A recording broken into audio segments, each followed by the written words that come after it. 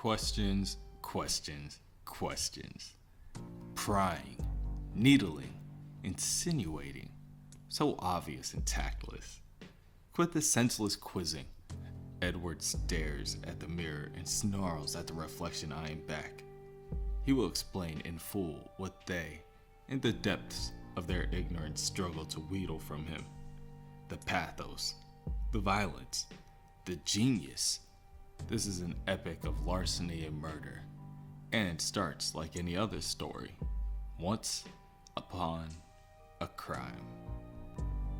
Edward complies and decides to share with them his headiest triumphs and his lowest defeats, like the Strand of Iris kidnapping. What a sweet score that was going to be.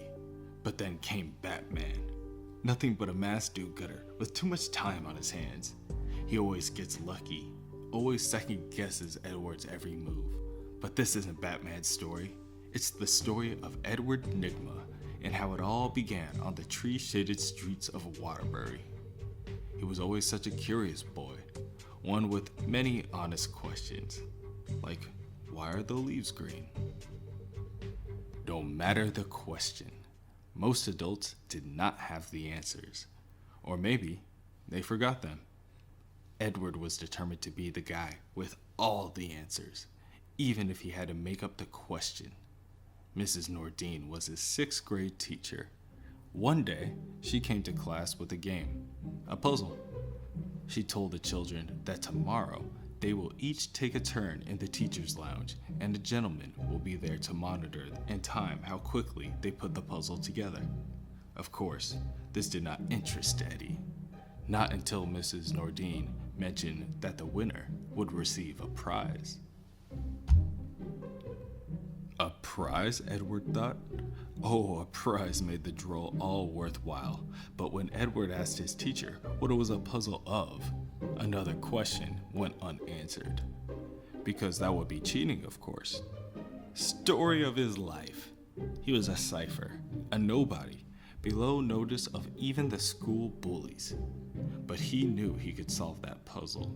He knew he could win that prize of recognition that seemed to elude his grasp.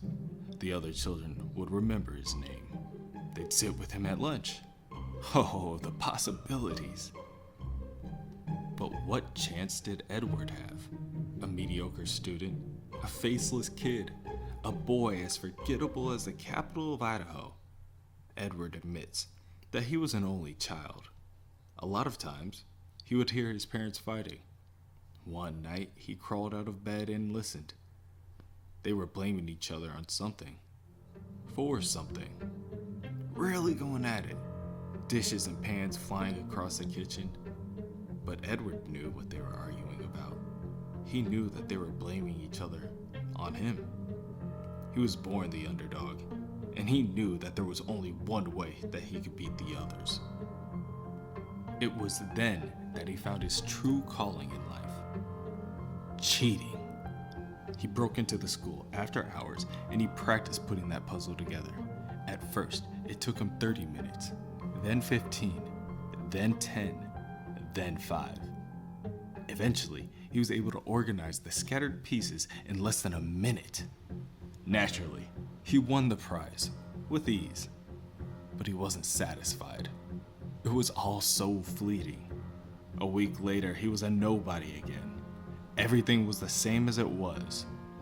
Only this time, the bullies noticed him. But nonetheless, he had won the prize. A book of riddles, puzzles, and games for every occasion. It was a doorway, actually. Edward devoured the book with the kind of attention that he never wasted on his studies. It made him hungry for more. He had to know everything that there was about puzzles, traps, and trickery. Of course, no subject was more fascinating to him than the great Harry Houdini, cheater extraordinaire. In his studies, Edward learned that the secret to a good trick is fixing the solution ahead of time. And so, he learned that developing the skill of sleight of hand would become increasingly important. However, skill comes with time. Edward soon joined the blue-collar workaday world and became a productive member of society with it. Edward Nygma, working stiff. He was truly in hell. Boredom followed him, dead set on becoming Edward's personal demon, and he was already down the depths among the dead. But just as he had given up, the gates of heaven opened wide. When all else failed, he could always rely on his gift for the cheat. He has no real skill but the fix. His mind bends around a problem, and he looks for ways to fix that problem. But there was no thrill to petty thievery. Where was the trick? Where was the respect? Edward was going to have to establish a style. For his next attempt, he decided to send Gotham City Police Department a clue. Only then will they know that a mastermind is among them. What do you call twins both named William? Where do cows go on a date? What is the laziest mountain in the world? Dub Bill? Movies? Everest? He soon found that his cleverness wasn't appreciated. These were low-hanging fruits, and still no one was biting. Edward came to the conclusion that he had to work harder for their attention. He had to take it to their front door. A delivery for the chief of police, unmarked of course, ready to explode into 100 gently floating notes just waiting to be read. Why did the cottage go on a diet? When is the best time to go to the dentist? What day do soldiers hate the most? Of course, Edward knew more eyes meant more brain. He knew that he was going to have to up the ante for this one, and his effort was rewarded. The Riddles brought the police specifically to where he wanted them to be, the Lighthouse Club, on March 4th at 2:30, just in time for the dynamite. Yes, Edward would agree that dynamite was a choice, but sometimes you can't pass up good fun. The police scurrying for cover like cockroaches, a bag heavy with loot hanging snugly over his shoulder. But the fun stopped there. Edward had read about him. Batman. At the time, he thought Batman was just an urban legend, like some folk tale, like albino alligators in the sewer or a choking Doberman. But he was real, all right. And even in the beginning, right from the start, he knew just how to humiliate Edward. Dumb luck is what saved him from his first bat-tastrophe. After that, Edward quickly realized that Batman was no flat-footed civil servant. But sure enough, he would prove his worth to him. He would not play second fiddle to the Joker or Two-Face or any of the wannabes. The Batman would become saint and devil to him, a foil to match wits against, but an adversary to be wary of. All the simple-minded people watching believe Edward creates riddles so that he can be caught. No. To Edward, crime is a performance and should be treated thusly.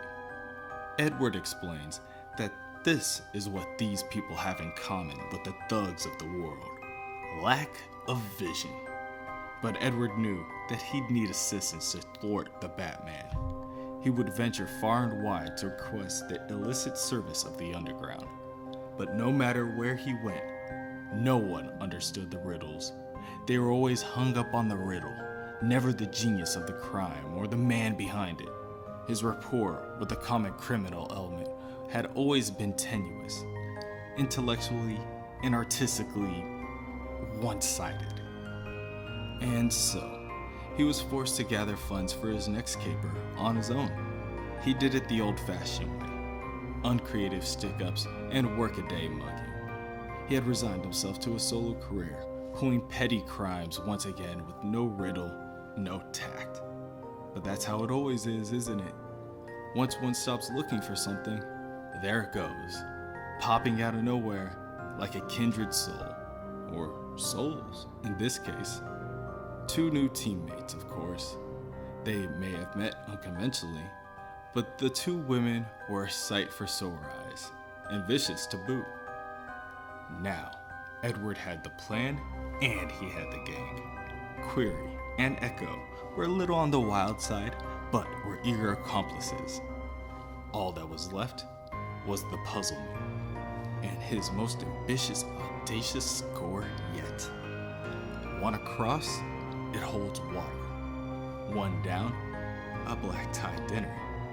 2 down, a public way. 2 across, an interrogation. 3 down, over the dam.